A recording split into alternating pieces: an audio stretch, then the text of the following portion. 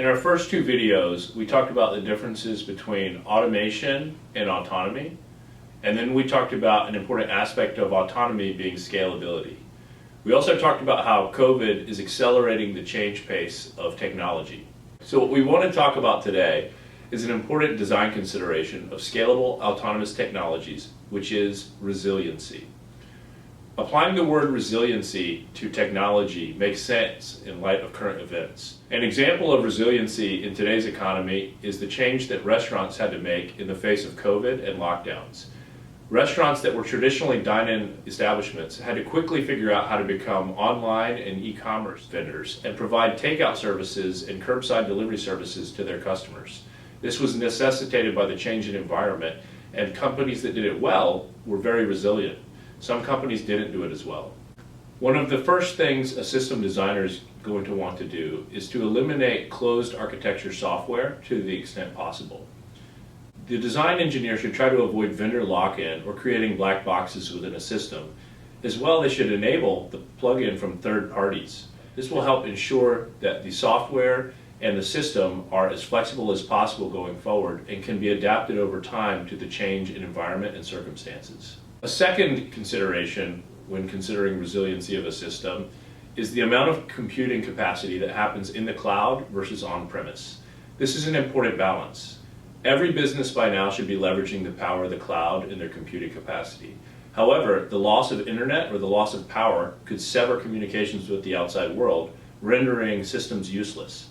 Therefore, some amount of reserve capacity or artificial intelligence should always be located on-premise so that an operation can stay up and running despite outside interruptions. The third aspect of resiliency that should be addressed in design is communication mediums.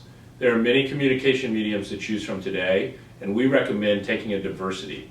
There's hardwired systems, ultra-wideband, 5G, DSRC, radio communications, and 4G LTE, just to name a few.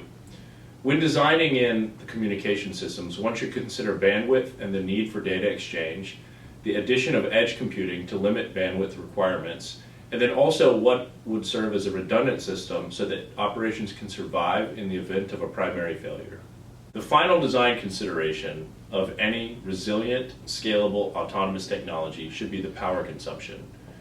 We would first challenge that the power should be compatible with renewable resources such as solar or wind, and the native power distribution from those systems. Additionally, advanced power systems such as lithium-ion batteries should be considered.